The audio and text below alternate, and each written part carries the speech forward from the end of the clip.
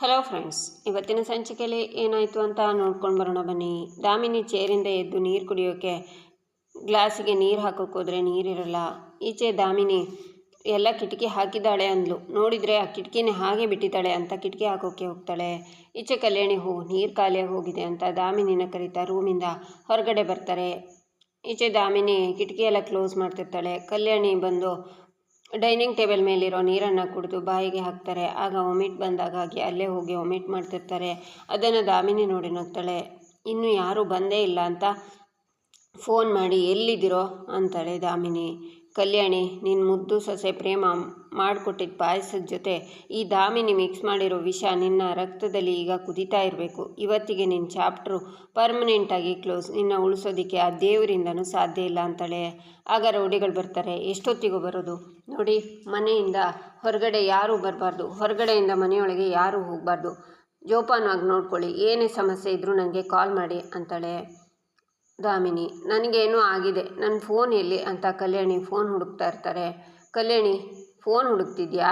ಅದು ನಿನಗೆ ಸಿಗಲ್ಲ ಬಿಡು, ಯಾಕಂದರೆ ಅದು ತನ್ನ ಕೈನಲ್ಲಿ ಇದೆ ಅಂತ ಫೋನ್ನ ನೋಡ್ತಾ, ಇನ್ನು ಮುಂದೆ ನೀನು ಉಸಿರು ಇರಲ್ಲ, ಈ ಫೋನು ರಿಂಗ್ ಆಗಲ್ಲ ಅಂತಾಳೆ. ಈಚೆ ಕಲ್ಯಾಣಿ, ದಾಮಿನಿ ಆಗ್ತಿಲ್ಲ ನನಗೆ ಅಂತಾರೆ. ದಾಮಿನಿ ಅಲ್ಲಿಂದ ಹೊರಡ್ತಾಳೆ.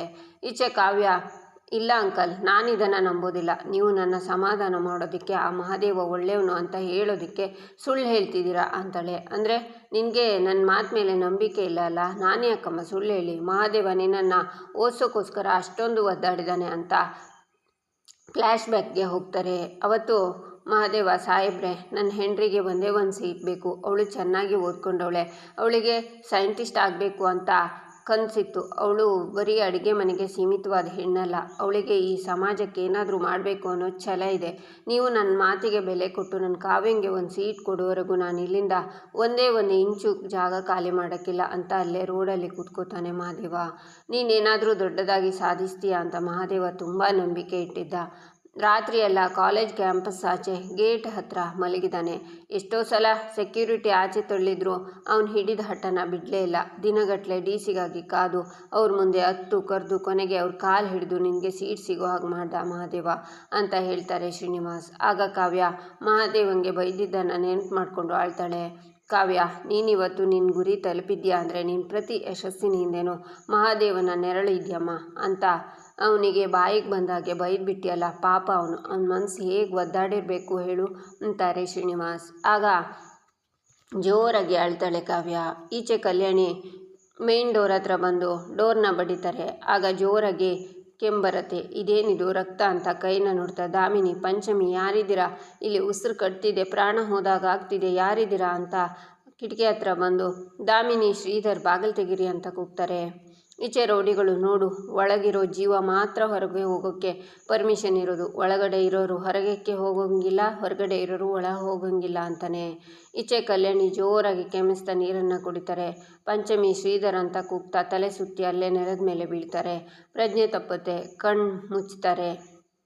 ಈಚೆ ದಾಮಿನಿ ಪ್ರೇಮಂಗೆ ಕಾಲ್ ಮಾಡಿ, ಪ್ರೇಮ, ನಿನ್ನ ಮುದ್ದಿನ ಗಂಡ, ನಿನ್ನ ಮುದ್ದಿನ ನಾದಿನಿ, ಅದೇ ಕೈಯಲ್ಲೇ ಎಲ್ಲ ಆ್ಯಕ್ಟ್ ಮಾಡ್ತಾಳಲ್ಲ ಪಂಚಮಿ, ಅವರಿಬ್ಬರು ಎಲ್ಲಿದ್ದಾರೆ ಅಂತ ನಿನಗೆ ಗೊತ್ತಾ ಅಂತಾಳೆ. ದಾಮಿನಿ, ನನ್ನ ಗಂಡ ನನ್ನ ನಾದಿನಿ ಎಲ್ಲಾದರೂ ಇರ್ತಾರೆ, ನೀನು ಅದನ್ನು ಕಟ್ಕೊಂಡು ನಿಂಗೇನೇ ಆಗಬೇಕು? ಬೇರೆಯವ್ರ ವಿಷಯಕ್ಕೆ ಮೂಗು ತುರಿಸಿ ನಿನ್ನ ಮೂಗು ಮೊಂಡಾಗಿರೋದು.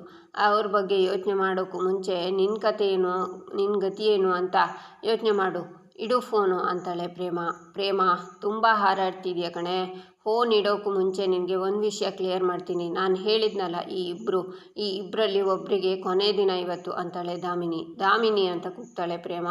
ಎಸ್, ಈಗ ಬಿತ್ತು ಕಣೆ ಬೆಂಕಿ, ತಮಾಷೆ ಮಾಡ್ತಿಲ್ಲ ಕಣೆ, ನಿಜಾನೇ ಹೇಳ್ತಿದ್ದೀನಿ. ಇವರಿಬ್ಬರಲ್ಲಿ ಒಬ್ಬರು ಇವತ್ತು ರಾತ್ರಿ ಚಂದ್ರನ ನೋಡೋದಿಲ್ಲ, ನಾಳೆ ಬೆಳಿಗ್ಗೆ ಸೂರ್ಯನೂ ನೋಡಲ್ಲ, ಪ್ರಾಮಿಸ್ ಅಂತಾಳೆ ದಾಮಿನಿ. ದಾಮಿನಿ, ನನ್ನ ಕುಟುಂಬದ ತಂಟೆಗೆ ಬಂದರೆ ನಿನ್ನ ಜೀವಂತವಾಗಿ ಬಿಡಲ್ಲ, ಹೇಳ್ತಿದ್ದೀನಿ. ಅವರಿಗೇನಾದರೂ ಆದರೆ ನೀನು ಪಶ್ಚಾತ್ತಾಪ ಪಡ್ತೀಯ, ಯಾಕಾದರೂ ಈ ಭೂಮಿ ಮೇಲೆ ಹುಟ್ಟಿದ್ನು ಅಂತ ನರಳಾಡಬೇಕು, ಹಾಗೆ ಮಾಡ್ತೀನಿ ಅಂತಾಳೆ ಪ್ರೇಮ. ಆಗ ದಾಮಿನಿ ನಗ್ತಾ, ಪ್ರೇಮ, ಆ ವಿಷಯ ಆಮೇಲೆ ಕಣೆ, ಮೊದಲು ನೀನು ನಿನ್ನ ಕೆಲಸನ ಶುರು ಮಾಡ್ಕೊ. ಅದಕ್ಕಿಂತ ಮುಂಚೆ ನಿನಗೊಂದು ಕ್ಲೂ ಕೊಡ್ತೀನಿ, ಪಾಪ ನಿನಗೊಂದು ಸ್ವಲ್ಪ ಸಹಾಯ ಆಗುತ್ತೆ. ನಿನ್ನ ನಾದಿನಿ ಪಂಚಮಿ ದೇವಸ್ಥಾನದಲ್ಲಿ ಮಹಾಮಂಗಳಾರತಿ ಹತ್ರ ಇದ್ದಾಳೆ. ಹಾಗೆಯೇ ನಿನ್ನ ಗಂಡ ರಾಮ್ ಕಿಟ್ಟಿ ಜೊತೆ ಹೊರಗಡೆ ಹೋಗಿದ್ದಾನೆ.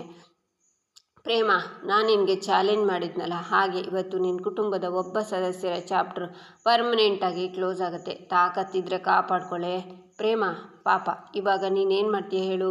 ರಾಮನ ಕಾಪಾಡೋ ಕೊಡ್ತೀಯೋ ಅಥವಾ ಪಂಚಮಿನ ಕಾಪಾಡೋ ಕೊಡ್ತೀಯೋ ಅಥವಾ ಬೇರೆ ಯಾರನ್ನಾದರೂ? ಪ್ರೇಮ, ಈ ಸಲ ಈ ದಾಮಿನಿನೇ ಗೆಲ್ಲೋದು. ನೀನು ಒಂದು ಅಂದ್ಕೊಂಡ್ರೆ ಈ ದಾಮಿನಿ ಇನ್ನೊಂದು ಮಾಡಿರ್ತಾಳೆ. ನೀರಲ್ಲಿ ಮೀನಿನ ಹೆಜ್ಜೆ ಹುಡುಕಿದಾಗೆ ಕಣೆ ಈ ದಾಮಿನಿ ಹೆಜ್ಜೆ ಹುಡುಕೋದು. ಪ್ರೇಮ, ನಿನಗೆ ಟೈಮ್ ತುಂಬ ಕಡಿಮೆ ಇದೆ. ರನ್ ಸಾಧ್ಯ ಆದರೆ ನಿಮ್ಮವರನ್ನು ಕಾಪಾಡ್ಕೊ ಅಂತ ನಗ್ತಾಳೆ ದಾಮಿನಿ. ಈಚೆ ಕಾವ್ಯ, ಅಂಕಲ್ ನಾನು ಎಂಥ ದೊಡ್ಡ ತಪ್ಪು ಮಾಡಿಬಿಟ್ಟೆ ಅಂಕಲ್. ಮಹಾದೇವ ನನಗೋಸ್ಕರ ಎಷ್ಟೆಲ್ಲ ಕಷ್ಟಪಟ್ಟಿದ್ದಾನೆ. ನಾನು ಅವನಿಗೆ ಬಾಯಿಗೆ ಬಂದ ಹಾಗೆ ಅವಮಾನ ಮಾಡಿಬಿಟ್ಟೆ. ಅಯ್ಯೋ ನಾನೆಂಥ ಪಾಪಿ ಅಂಕಲ್. ನನ್ನ ಬಗ್ಗೆ ನನಗೆ ಅಸಹ್ಯ ಆಗ್ತಿದೆ ಅಂಕಲ್. ನಾನು ಈಗಲೇ ಮಹಾದೇವನ ನೋಡಬೇಕು ಅಂಕಲ್. ಅವನ ಕಾಲಿಗೆ ಬಿದ್ದು ಕ್ಷಮೆ ಕೇಳಬೇಕು.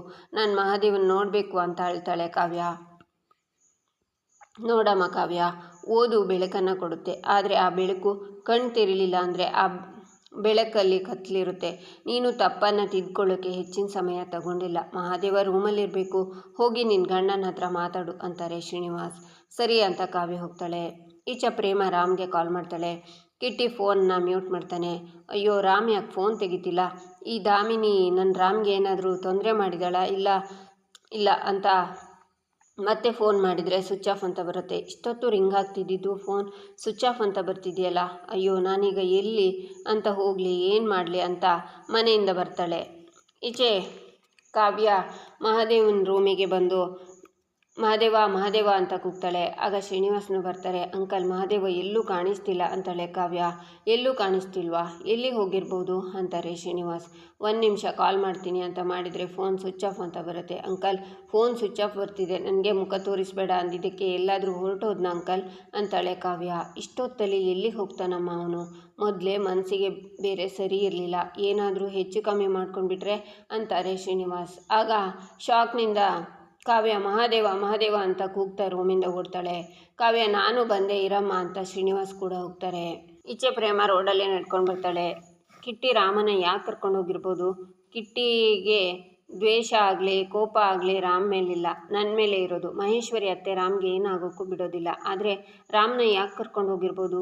ನನ್ನ ದಾರಿ ತಪ್ಪಿಸೋಕ? ದೇವಸ್ಥಾನದಲ್ಲಿ ಮಹಾಮಂಗಳಾರತಿ ನಡೀತಿದೆ, ಊರು ಜನ ಇರ್ತಾರೆ, ಪಂಚಮಿ ಎಲ್ಲರ ಮಧ್ಯದಲ್ಲಿರ್ತಾರೆ, ಇಡೀ ಊರ ಕಣ್ಣು ಅವ್ರ ಮೇಲೆ ಇರುತ್ತೆ. ಅಂದರೆ ಪಂಚಮಿಗೂ ಏನೂ ಆಗಲ್ಲ. ಈ ದಾಮಿನಿ ಪಂಚಮಿ ರಾಮ್ ಹೆಸರು ಯಾಕೆ ತಗೊಂಡ್ಲು ಅಂತ ದಾಮಿನಿ ನನ್ನ ಮಾತನ್ನು ನೆನ್ಪು ಮಾಡಿಕೊಂಡು ಯಾರಿಗೆ ತೊಂದರೆ ಮಾಡ್ತಿದ್ದಾಳೆ ಇವಳು? ಯಾರಿರ್ಬೋದು? ಇನ್ನೂ ಉಳಿದಿರೋದು ಯಾರು? ಅತ್ತೆ, ಕಲ್ಯಾಣಿ ಅತ್ತೆ. ದಾಮಿನಿ ಭೇಟಿ ಆಡ್ತಾ ಇರೋದು ಅತ್ತೆ, ಅವಳು ಗುರಿ ಅತ್ತೆ. ನಿನ್ನೆ ತಾನೇ ಅತ್ತೆ ನನ್ನ ಮೇಲೆ ಪ್ರೀತಿ ತೋರಿಸಿರೋದು ಅವಳ ಕೈನಲ್ಲಿ ತಡೆಯೋಕ್ಕಾಗಿಲ್ಲ ಅನಿಸುತ್ತೆ. ಅತ್ತೆ ಜೀವಕ್ಕೆ ಅಪಾಯ ಇದೆ ಅಂತ ಪ್ರೇಮ ಕಲ್ಯಾಣಿ ಮನೆಗೆ ಓಡಿ ಬರ್ತಾಳೆ. ಅಲ್ಲಿ ರೌಡಿಗಳು ಹೊರಗಡೆ ತಿರುಗ್ತಾ ಇರ್ತಾರೆ. ಯಾರಿವರು? ಇಷ್ಟೊತ್ತಲ್ಲಿ ನಮ್ಮನೆ ಮುಂದೆ ಏನು ಮಾಡ್ತಿದ್ದಾರೆ? ಇವರು ಏನಾದರೂ ದಾಮಿನಿ ಕಡೆಯವರ? ಅತ್ತೆಗೆ ತೊಂದರೆ ಆಗಿರೋದು ಅಂತ ರೌಡಿಗಳ ಮುಂದೆ ಬಂದು, ಯಾರು ನೀವೆಲ್ಲ ನಮ್ಮ ಮನೆ ಮುಂದೆ ಏನು ಮಾಡ್ತಿದ್ದೀರಾ ಅಂತಾಳೆ ಪ್ರೇಮ. ಯಾರೇ ನೀನು? ಇಲ್ಲಿಂದ ಹೊರಟೋದ್ರೆ ಸರಿ, ಇಲ್ಲ ಅಂದರೆ ಅಂತಾನೆ ರೌಡಿ. ನಮ್ಮನೆಗೆ ಬಂದು ನನಗೆ ಆವಾಜ್ ಆಗ್ತೀರಾ? ಒಳಗೆ ಯಾರಿದ್ದೀರಾ ಅಂತಾಳೆ ಪ್ರೇಮ. ಕಲ್ಯಾಣಿ ಕಣ್ಬಿಟ್ಟು ನೋಡ್ತಾರೆ. ಒಳಗಡೆ ಯಾರಿದ್ರಿ ನಿನಗೇನು? ಜಾಗ ಖಾಲಿ ಮಾಡು ಅಂತಾರೆ ರೌಡಿಗಳು. ಪ್ರೇಮ ಅಂತ ಕೂಗ್ತಾರೆ ಕಲ್ಯಾಣಿ. ಆಗ ಪ್ರೇಮ ರೌಡಿಗಳನ್ನು ತಳ್ಳಿ ವಿಂಡೋ ಹತ್ರ ಬಂದು ಅತ್ತೆ ಅಂತ ಕೂಗ್ತಾಳೆ. ಆಗ ರೌಡಿಗಳು ಒಂದ್ಸಲ ಹೇಳಿದರೆ ಅರ್ಥ ಆಗಲ್ವಾ ಅಂತ ಪ್ರೇಮನ ಎಳ್ಕೊಂಡು ಬಂದು ತಳ್ತಾರೆ. ಆಗ ಪ್ರೇಮ ಅವ್ರು ಹಿಡ್ಕೊಂಡಿರೋ ದೊಣ್ಣೆಯಿಂದ ಕಾಳಿ ಥರ ಅವಳಿಗೆ ಬಾಳಿಸ್ತಾಳೆ. ನನ್ನ ಮನೆಗೆ ಬಂದು ನನಗೆ ಜಾಗ ಬಿಡಲ್ಲ ಅಂತೀರಾ ಅಂತ ಡೋರ್ನ ಓಪನ್ ಮಾಡಿ ಕಲ್ಯಾಣಿ ಬಿದ್ದಿರೋ ನೋಡ್ತಾಳೆ. ನಂತರ ಪ್ರೇಮ ಕಲ್ಯಾಣಿನ ಎಬ್ಬಿಸಿ ಮನೆಯಿಂದ ಹೊರಗಡೆ ಬಂದು ಸ್ಕೂಟರಲ್ಲಿ ಅವರನ್ನು ಕೂರಿಸ್ಕೊಂಡು ಕರ್ಕೊಂಡು ಬರ್ತಾಳೆ.